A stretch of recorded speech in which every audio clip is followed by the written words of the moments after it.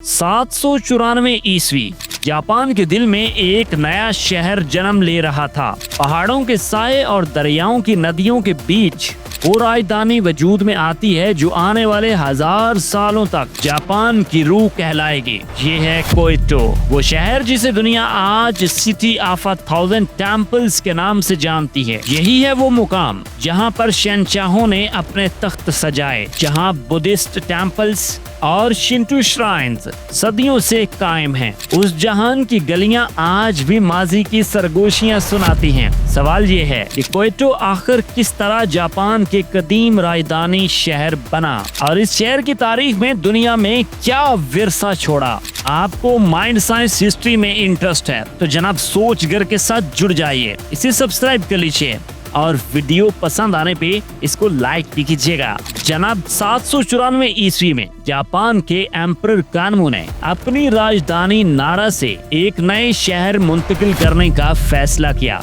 इस वक्त नारा में बुद्धिस्ट टेम्पल्स और पावरफुल मॉनेस्ट्रीज इतनी ज्यादा इन्फ्लुएंस हासिल कर चुके थे कि सियासी ताकत बराह रास्त मजहबी इदारों के हाथ में जाने लगी थी। यही सूरत हाल शहंशाह के लिए खतरा थी। इसीलिए एम्परर कानमू ने एक नए दारुल हुकूमत की बुनियाद रखी जिसे उस वक्त हेयान क्यू कहा गया और यही बाद में क्योटो के नाम से मशहूर हुआ। लफ्ज हेयान का मतलब है पीस और क्यू का मतलब है कैपिटल, यानी कैपिटल ऑफ पीस। ये शहर जापान के लिए सिर्फ एक नई राजधानी नहीं था बल्कि एक कल्चरल एक्सपेरिमेंटल भी था। यहाँ चाइनीज टैंग डायनेस्टी से मुतासर होकर अर्बन प्लानिंग अपनाई गई। सीधी सड़कें, ग्रिड्स पर मबनी डिजाइन और बादशाह के लिए एक बहुत बड़ा पैलेस, ये सब क्योटो के विजन का हिस्सा थे। जल्द ही क्योटो जापान की सियासत, मैशत और मजहब का मरकज बन गया। शिंटो श्राइन्स और बुद्धिस्ट टेम्पल्स साथ साथ परवान चढ़े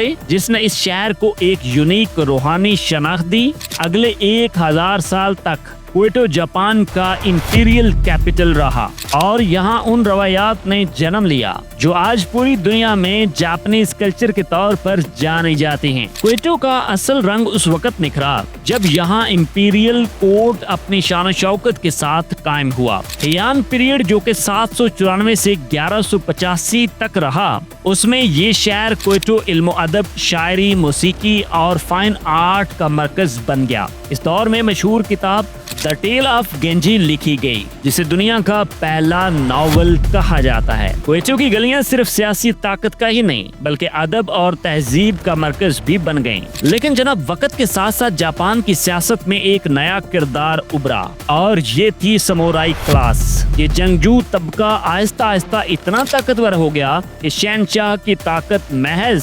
सेरेमोनियल रह गई। 12वीं सदी में मिनामोतो नो योरितोमो ने कामाकुरा शोगुनेट कायम किया और उसके बाद जापान की असल ताकत शोगन्स के हाथ में आ गई। क्योटो फिर भी कल्चरल और स्पिरिचुअल कैपिटल रहा। यहाँ एम्परर्स मौजूद थे और इंपीरियल पैलेस भी कायम था, लेकिन अमली तौर पर हुकूमत शोगन्स के हाथ में चले गई। ये एक दिलचस्प तजाद था।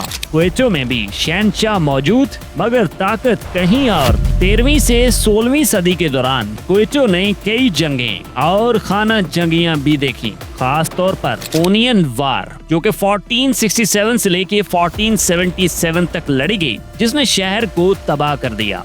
लेकिन यही दौर था जब अजीम रॉक, ज़ेन टेम्पल्स, गार्डन्स और टी सेरेमनी की रवायत उभरी।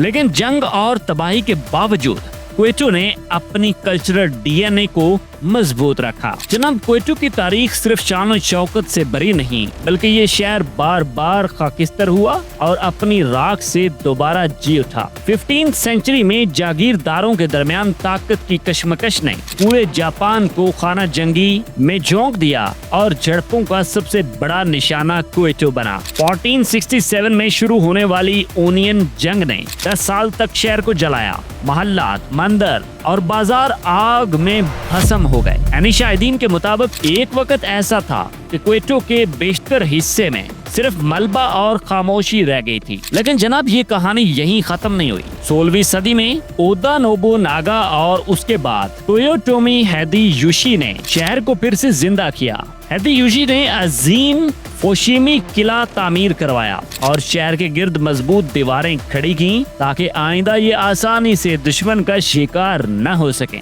19वीं सदी में जब मेजी इस्तिलाहात के दौरान दारुल हुकूमत टोक्यो मुंतकिल हुआ तो क्योटो के लिए ये एक और धचका था। 1000 साल इक़्तिदार का मरकज अचानक सियासी हैसियत खो बैठा, लेकिन इस बार भी शहर ने अपनी पहचान को जवाल का शिकार नहीं होने दिया। जापान के मगरब के साथ ताल्लुकात बढ़ने के बाद क्योटो ने अपने तारीखी विरसे को नई शक्ल दी। इसके बागात और शाही महल्लात को कौमी विरसा करार दे दिया गया। दूसरी जंग अजीम में जब हिरोशिमा और नागासाकी एटम बम से तबाह हो गए तो क्योटो को जानबूझकर बमबारी से बचाया गया, क्योंकि अमेरिका के माहिरीन ने इसे जापान की रूहानी और सकाफती अलामत तस्लीम किया था। यूं अगर क्योटो को रूहानियत का दिल कहा जाए तो गलत ना होगा।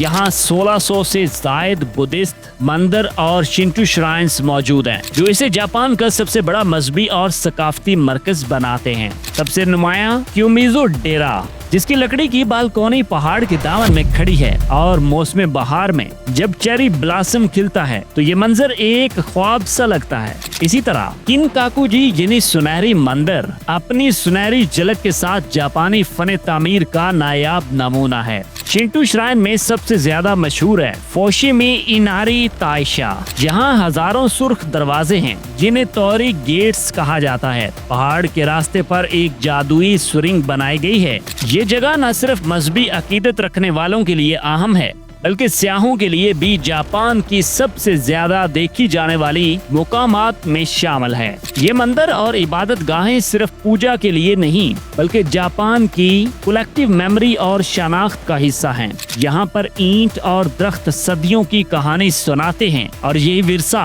आज भी दुनिया भर के लोगों को अपनी तरफ खींचता है। सो क्योटो सिर्फ इमारतों का नहीं बल्कि तहजीब और रवायत का भी मरकज है। सबसे मशहूर ग्योन मत्सोरी त्योहार है जो 9वीं सदी से जारी है और आज भी रंगारंग जुलूस और रवायती लिबास दुनिया भर के स्याह खींच लाते हैं। इसी तरह आयो मत्सोरी और जिदाई मत्सोरी भी कदीम तारीख को जिंदा रखते हैं। आपने जापान के शहर क्योटो की हिस्ट्री को तो जान लिया, लेकिन कमेंट सेक्शन में अपने नॉलेज को शेयर कीजिएगा। क्योटो की तारीख में आपके मुताबिक सबसे अहम किरदार कौन सा है?